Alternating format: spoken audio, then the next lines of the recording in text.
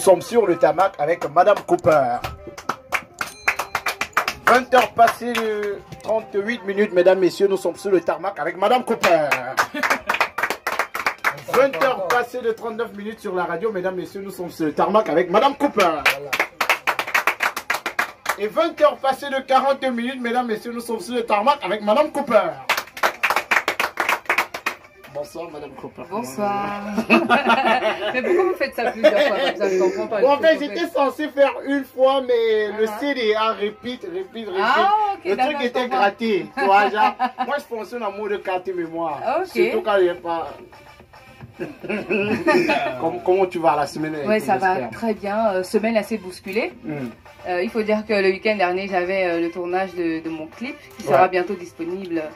Et en semaine aussi, j'étais très bousculée et j'ai voyagé entre temps, donc un tout petit peu fatiguée, mais prête pour mettre le show ce soir. Bongo. L'argent. Oui, donc il y a Bongo, le riz. exactement. Ok, on va faire un jeu simple, super simple. Okay. Matador va te demander une somme de bongo et tu lui envoies ça.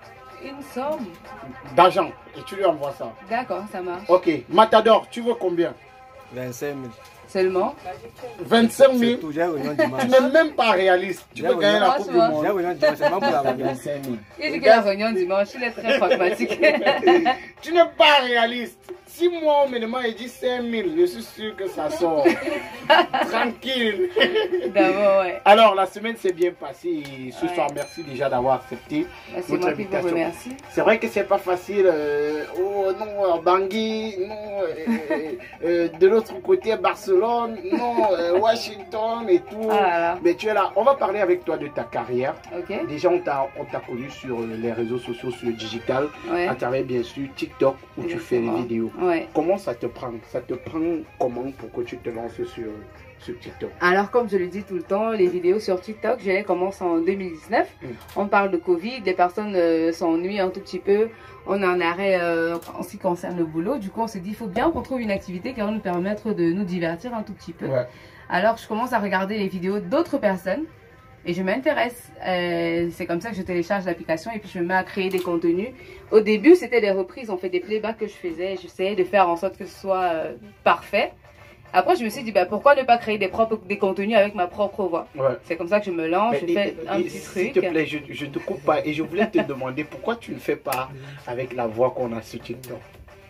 La voix de TikTok, comment? C'est que là, on a l'impression qu'on a Madame Cooper avec un peu plus sérieuse. Ouais. Non, mais le truc, c'est que devant mon téléphone, à la maison, toute seule, je suis beaucoup plus détendue. Ah, ok. Là, il y a du monde, il faut que je sois bien audible. Parce que nous sommes quand même à une radio.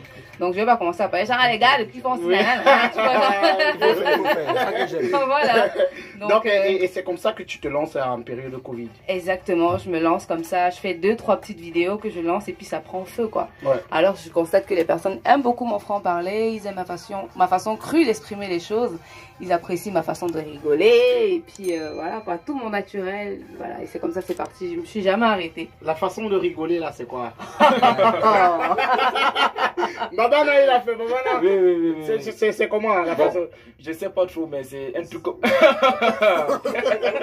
C'est original, hein, franchement, pour imiter ça à la perfection, c'est pas évident. Oui, c'est pas évident. Et tout à l'heure, tu as parlé de ton franc-parler, de la façon dont tu es cru dans tes vidéos. Est-ce que parfois tu n'as pas des reproches par rapport à ça?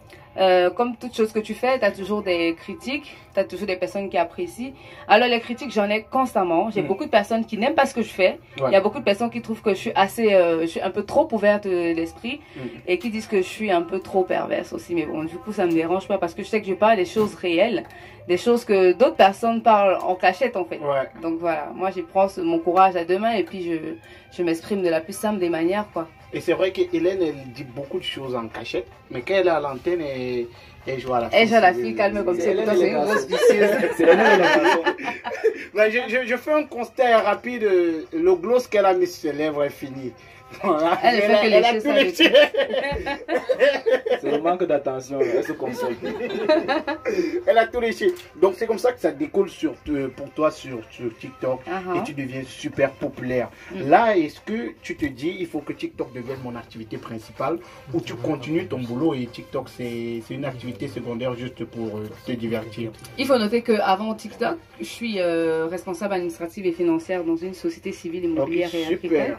TikTok, franchement, c'est les vidéos que je fais, c'est à mes heures perdues. Ça me prend pas de temps, je prépare pas de test. C'est quelque chose qui vient au pif, j'ai une idée vite fait. Je me pose à aller de manière spontanée, je fais ma vidéo. La plus longue de mes vidéos sur TikTok, je crois qu'elle fait 1 minute 30. Et vraiment, c'est que de l'impro. Du coup, vous voyez que ça n'impacte en rien le travail que je fais. Donc aujourd'hui, dire que je vais peut-être laisser TikTok pour laisser mon boulot pour me concentrer sur TikTok, c'est complètement fou, quoi. Je peux pas faire ça. Et il faut noter que les vidéos que je fais sur TikTok, au départ, c'est juste pour rigoler, pour m'amuser. C'est toujours le cas jusqu'à présent. Jusqu'à ce qu'à un moment donné, je me suis rendu compte que c'était un tout petit peu lucratif. Je me suis dit, ben, dis donc, alors là, on se faire un peu de bongo dedans, quoi. Et puisque tu parlais d'être cru, on a des critiques assez négatives par rapport à ta façon de t'exprimer dans tes vidéos. Est-ce que ça n'a pas eu un impact dans ton boulot? Du tout. Sinon, je pense qu'on m'aurait licencié. Ça veut dire que c'est sûr que ton boulot dit, coupe ta vidéo, j'ai aimé. Non, du tout. J'ai la chance d'avoir une patronne assez ouverte d'esprit. Je pense qu'elle s'intéresse même pas trop à ce que je fais sur les réseaux sociaux, sur le digital en fait. Le travail que j'ai à faire, j'ai un job description et je m'y attelle, je fais tout à la perfection parce que je suis un tout petit peu perfectionniste. Je fais tout bien. Alors mes rapports, ils sont toujours bien complets, ils sont toujours au top, quoi. Donc je vois pas pourquoi ça devrait peut-être la contrarier, le fait que je fasse des vidéos sur TikTok. De toute façon, jusqu'ici, j'ai eu aucun problème en ce qui concerne mon boulot et l'activité que je mène sur les réseaux sociaux. Sur le plan familial, est-ce que ça a été facile d'accepter que Madame Cooper porte cette nouvelle casquette de TikTok? Alors, quand tu dis sur le plan familial, moi, ce que je considère comme ma famille, il y a mon époux, maman, mes sœurs, et puis voilà, quoi. De toute façon, on sait que je suis un peu déjantée depuis toute petite. Je crois que c'est pas quelque chose qui les a surpris. C'est vrai que ça choque un tout petit peu, pas ma famille très proche, parce que voilà, on sait que je fais ça juste pour rigoler. Mais quand je rencontre un tonton dans la rue qui me dit, ma fille, j'ai vu les vidéos que tu as fait. Vraiment, qui t'apprend les choses comme ça? Alors après, c'est rien de grave. Je suis assez grand, je suis majeur et vacciné. Il n'y a personne qui a venu me foutre. Après, ce qu'ils ont dans la tête, je m'en bats les steaks. Mais est-ce que Cooper, dans ton enfance, tu étais le genre d'enfant qui te levait à 1h pour regarder les... Non, du tout. J'avais même pas la possibilité. Dans la maison de qui? Oh. Non, du tout, j'étais une élève très studieuse. J'étais un enfant très bien organisé. Rien ne laissait présager que j'aurais eu cette carrière aujourd'hui, si je peux me permettre. Donc, il n'y avait pas de signe qui prouvait que, ok, celle-là, elle allait se lever, parler de Niamey et de Cocorico comme ça. C'est quoi le Niamey et c'est quoi le Cocorico? Si vous posez la question, ça veut dire Hélène. Ah, on pose la question parce qu'on a la réponse. Je viens d'écouter, moi aussi, j'aimerais savoir. Comment ça donne? Depuis que tu entends Niamey et Cocorico, et tu mets le gloss rempli comme ça. Elle se console. Bon, en fait, j'imagine, tu vois, j'imagine, mais je ne vais pas dire si c'est pas de ma bouche que c'est. Tu vois, c'est de ça que je parlais. En fait c'est simple. Elle a un mari qui écoute l'émission et elle veut rester. C'est nous, alors que nous n'avons pas les maris, là. Ok, Olivier veut lui dire c'est quoi le Niamey et c'est quoi le Cocorico. Voilà. Lui, il connaît le Niamey et il connaît le Cocorico. Il connaît bien ça. Olivier. Le Cocorico. À ce que je sache, le Cocorico, c'est le chant du coq. Ok. Le Niamey. Je sais qu'on mange parfois les biens haricots dans la bouche, ça fait Niamey. Moi, c'est ce que je sais. Je sais pas si derrière c'est Vous avez des idées tordues depuis. Ok, super. Toi, tu pensais à quoi, Magic? Non, moi je pensais à la même chose que toi. Pourquoi tu as posé la question? Lui pensait au bien haricot. Le Cocorico, c'est le chant du coq. Oui. Qu'est-ce qu'il y a encore? Je pensais à rien d'autre. Alors, Cooper, et tu t'es lancé aujourd'hui, c'est super bien pour toi. Est-ce que un TikToker camerounais, toi tu ne vis pas de cela, mais est-ce que si tu décides toi personnellement aujourd'hui de laisser ton boulot, tu pourrais vivre de ça? L'activité sur les réseaux sociaux, c'est quelque chose qui donne beaucoup d'argent, je peux le certifier. Mais laisser mon boulot pour ça, non, je pense pas. Non, je demande pas si tu peux le laisser, je demande si tu laisses. Bien sûr. Est-ce que tu... Bien sûr, je pourrais très bien vivre des revenus des réseaux sociaux, bien sûr. Bien sûr. Donc c'est énormément de bongo. Beaucoup de bongo. Et plus que ce que tu gagnes dans ton boulot. Ce que je gagne à mon boulot est assez raisonnable et c'est fixe, il faut le savoir.